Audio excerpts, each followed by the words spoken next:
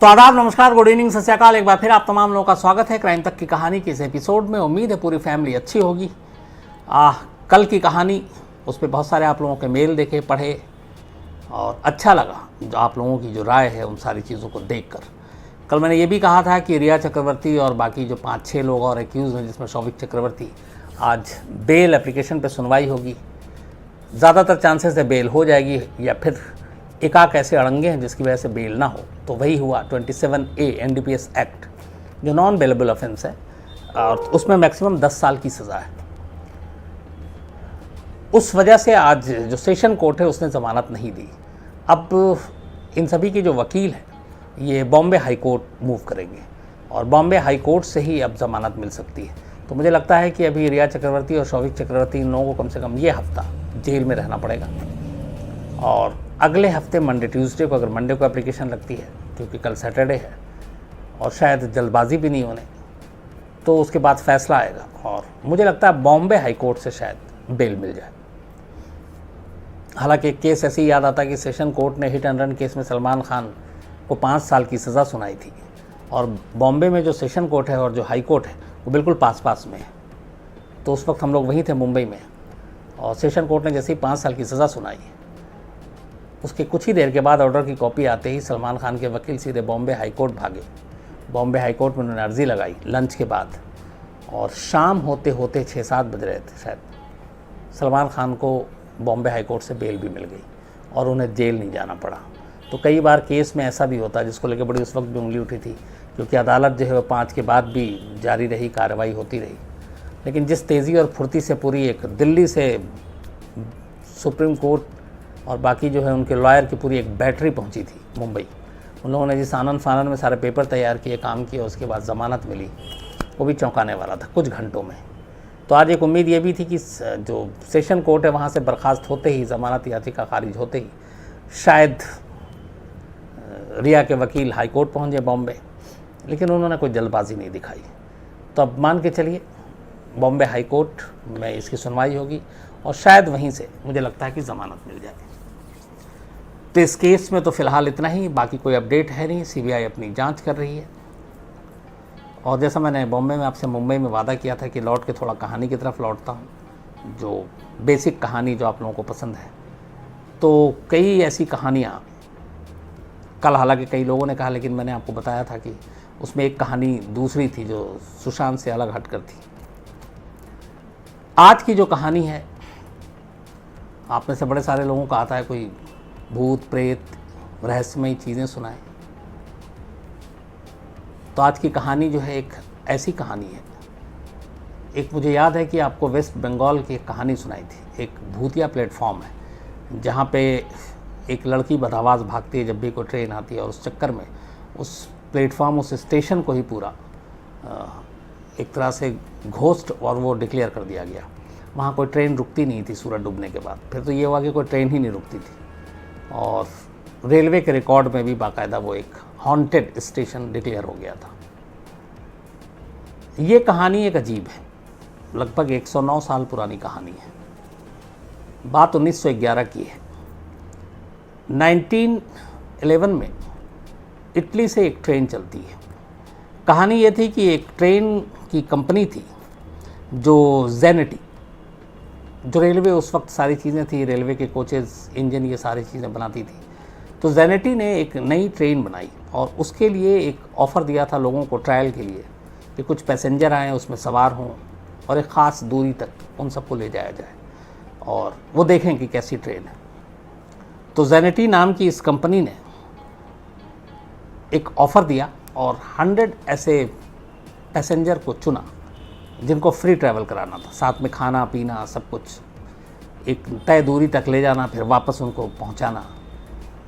तो बहुत सारे ऐसे कुछ इसमें वो ऐसी चीज़ें की थी उन्होंने, जिसमें ऐसे 100 पैसेंजर की लिस्ट बनाई गई और 100 मुसाफिरों को इस ट्रेन में, जो पहला ट्रायल था, उसमें बैठाया। बिल्कुल नई ट्रेन, उस वक्त 1911 के हिसाब से उसमें नई टेक्नोलॉजी, और इस ट्रेन में 100 पैसेंजर और 6 जो है वो ट्रेन के जो ड्राइवर और बाकी लोग थे। इस पूरी ट्रेन में 3 कोच थे और इस ट्रेन को एक तय जगह से तय जगह तक पहुंचनी थी। ख़ास बात ये थी कि इस ट्रेन को उस सफ़र के दौरान में एक इटली में लोम्बार्डी माउंटेन के पास एक टनल है, और उस ज़माने में ये जो सुरंग टनल था, ऐसे इतने लंबे टनल बड़े कम हुआ करते थे। करीब आधे मील लंबा ये टनल था सुरंग, तो इस ट्रेन को सुरंग से भी होकर गुजरना था। बड़ी एक्साइटमेंट थी लोगों में, एक नई ट्रेन उस वक्त, और नया उस वक्त के हिसाब से टेक्नोलॉजी और सारी चीज़ें। तो खैर 106 मुसाफिर उसमें, 106 टोटल ट्रेन और के स्टाफ और पैसेंजर ये सवार होते हैं। ट्रेन चल पड़ती है, ठीक ठाक दूरी तय हो चुकी थी, मुसाफिर भी बड़े खुश थे, खाना पीना सब कुछ मिल रहा था ट्रेन में। ट्रेन का ट्रायल था तो इसलिए उनकी खातिर भी ज़्यादा हो रही थी। इसी दौरान, और अब तक कई लोगों ने इस ट्रेन को गुजरते हुए देखा, जब ये लोम्बार्डी माउंटेन के पास जो टनल है, उस टनल में जब ये ट्रेन दाखिल हुई, करीब आधे मील और 1 किलोमीटर से थोड़ा सा कम ये टनल था लंबा। ट्रेन दाखिल तो हुई, लेकिन दूसरी तरफ से ये ट्रेन बाहर नहीं निकली। कुछ वक्त बीता, लोग बड़े हैरान, जो उस वक्त रेलवे के स्टाफ थे उन्हें भी मालूम था कि टनल ट्रेन से आगे आएगा, फिर आपके दूसरे प्लेटफॉर्म पे गुजरेगा, दूसरे स्टेशन से गुजरेगा, लेकिन ऐसा हुआ नहीं। ट्रेन टनल में दाखिल तो हुई, उसके बाद टनल से बाहर ही नहीं निकली, लापता हो गई। कुछ वक्त के बाद जब ये चीज़ पता चली कि एक जेनेटी नाम की जो नई कंपनी है, उनकी ट्रेन है वो गई हुई है, लेकिन कुछ पता नहीं, तो हड़कंप मच गया, तलाश शुरू हुई। जिस रूट से ट्रेन गुजरी थी, जो उससे पहले के स्टेशन थे, तमाम उन सब से पूछताछ की गई, सिग्नल भी पता किया गया, सिग्नल मैन ने भी बताया, जो चश्मदीद थे उन्होंने भी देखा। पूरी इंक्वायरी, पूरी पूछताछ के दौरान आखिर में बात आकर ठहर गई कि आखिर में इस लोम्बार्डी माउंटेन के पास जो टनल है, वहाँ तक जाते हुए लोगों ने इस ट्रेन को देखा, लेकिन उस टनल से निकलते हुए किसी ने नहीं देखा। तो बात यहाँ पे आकर जांच रुकी कि मामला इस टनल के अंदर, सुरंग के अंदर का है। इसके बाद पूरी टीम गई, सुरंग के अंदर के चप्पे चप्पे को छान मारा कि क्या पता उस ट्रैक के साथ सुरंग के अंदर कुछ और चीज़ें हों, कोई ऐसी गुफा हो, कोई और चीज़ हो। लेकिन एक ट्रेन लंबी चौड़ी, 3-3 उसमें बोगी, 106 लोग सवार, ट्रेन का कोई सुराग नहीं मिला। पूरी तलाशी हो गई, पूरे ट्रैक जहाँ तक जाना था, वो सारे रास्ते, हर चीज़ को छान मारा गया, ट्रेन नहीं मिला।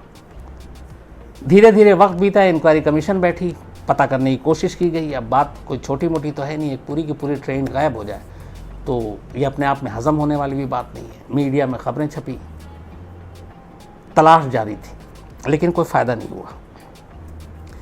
इसी बीच में हुआ ये अचानक कि कुछ लोगों ने ये कहा कि ये ट्रेन जो है इटली से निकलकर कहीं और पहुंच गई है। 2 शख्स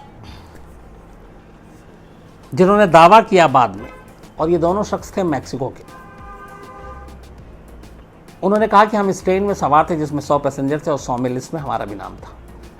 और उन्होंने जो बयान दिया वो ये था, इस हादसे के कुछ दिन के बाद, कि जब ये ट्रेन टनल में दाखिल हो रही थी तब उन्हें अचानक एक ज़ोर की आवाज़ सुनाई थी, और उसके बाद उन्हें सफ़ेद काला धुआं नज़र आया। तो वो दोनों घबरा गए और वो चलती ट्रेन से कूद पड़े टनल में दाखिल होने से पहले। दोनों की मानसिक हालत ठीक नहीं थी। वहाँ पे उनको साइकेट्रिस्ट ने देखा, सब कुछ देखा, बट वो अजीब ऊट पटांग बातें भी कर रहे थे। लेकिन ये कह रहे थे कि वो दोनों उस ट्रेन में सवार थे, और रिकॉर्ड के हिसाब से पता भी चला कि हाँ वो उस ट्रेन में सवार थे। लेकिन सिर्फ ये चीज़ें कि टनल से पहले एक अजीब चीज़ हुई, उसके बाद कुछ पता नहीं चला, और दोनों कूद गए।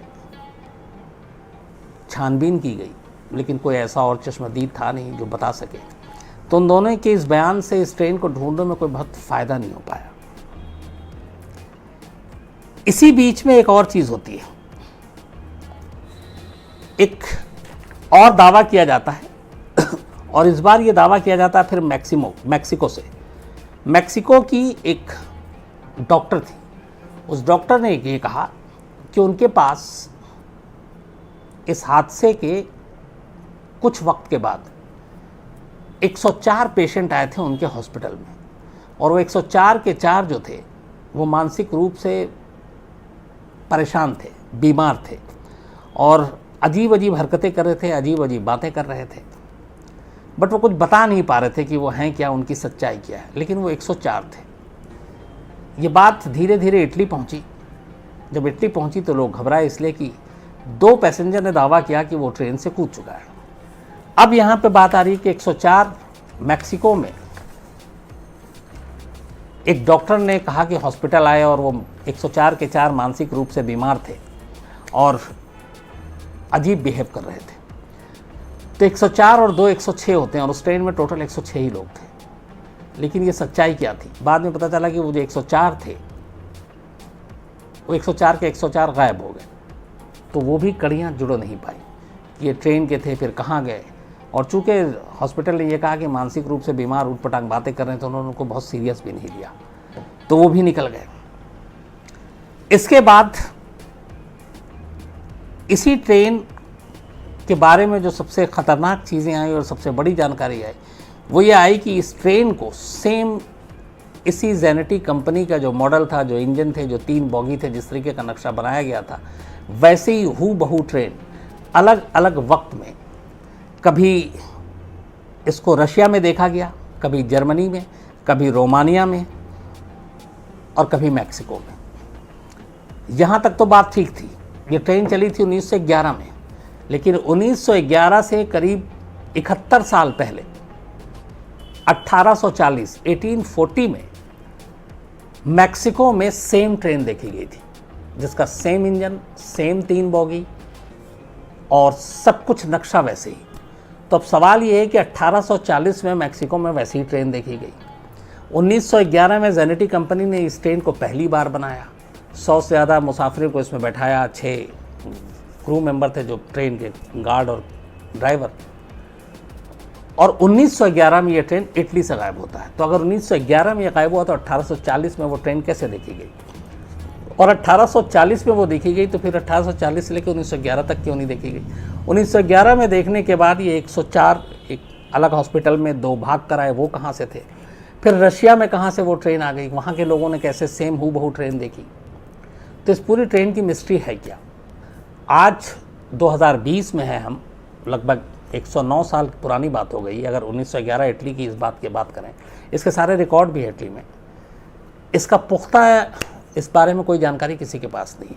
एक चीज़ सिर्फ कही जाती है और वो ये है कि ये ट्रेन जब टनल में दाखिल हुई तो शायद ये टाइम जोन में चली गई या टाइम मशीन में चली गई। टाइम मशीन मतलब ये होता है कि फिर वो किसी और दुनिया में पहुंच गई, वक्त से पहले या वक्त के पीछे बहुत ज़्यादा चली गई। और यही वजह है कि कभी 1840 में दिखती है तो कभी रशिया में दिखती है, कभी जर्मनी में दिखती है। लेकिन कुल मिला के ये है कि ये जो ट्रेन है, इसके बारे में आखिरी बस यही कहा जाता है कि शायद ये एक जो टाइम मशीन है, उस टाइम मशीन ने ही इस ट्रेन को एक तरह से निगल लिया और उसने अपने आप में संभाल लिया। और यही वजह है कि आज तक इतनी बड़ी लंबी चौड़ी ट्रेन कभी किसी को मिली नहीं और ना इसके बारे में कोई जानकारी मिली। अब ये सच है क्या?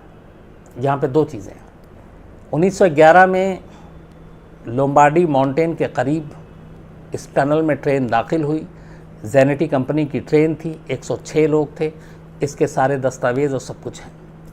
लेकिन वो ट्रेन कहाँ चली गई, टनल से बाहर क्यों नहीं निकली? लगभग 1 किलोमीटर से कम की वो लंबाई थी टनल की, ये भी सच है। वो ट्रेन कभी मिली नहीं, ये भी सच है। वो 106 जो 2 आया था, उसके अलावा 104, उनके बारे में कभी कोई जानकारी नहीं मिली।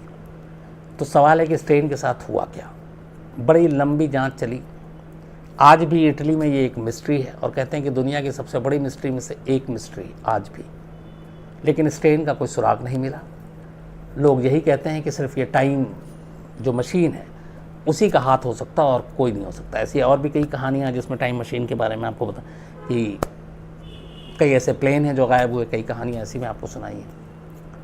लेकिन अपने आप में एक पूरे ट्रेन का लापता होना यह वाकई रहस्यमयी है और आज भी इसके बारे में कोई जानकारी किसी के पास नहीं है। आप में से अगर कोई जानकारी हो, क्राइम तक की बहुत सारे फैमिली मेम्बर इटली में भी रहते हैं, मेल आते हैं उनके, तो ज़रूर आप उसके बारे में पता कीजिएगा। और इससे रिलेटेड कोई और नई जानकारी हो या इस बारे में कोई और जानकारी हो तो ज़रूर शेयर कीजिएगा, ताकि मैं बाकी क्राइम तक फैमिली के साथ शेयर कर सकूं। तो ये थी कहानी, आपकी शिकायत भी दूर होगी, कि सुशांत सिंह राजपूत, रिया चक्रवर्ती बोर हो गए, कुछ हटिए, बाहर निकलिए। तो मैंने वादा किया था दिल्ली लौटकर कुछ अलग अलग कहानी सुनाएंगे। आज की कहानी जो है वो ईमानदारी से मेरी कहानी नहीं थी, ये मेरी बीवी के ज़रिए मुझे मिली, तो पता चला, रिसर्च किया और आप तक पहुंचाया। तो आज इतना ही। कल सैटरडे है, कहानी रिकॉर्डेड होगी, लेकिन कहानी ज़रूर होगी और कोशिश कर रहा हूँ जो पुराने ढर्रे पे सारी कहानियाँ थी वो आप लोगों तक ज़रूर पहुँचाऊँ।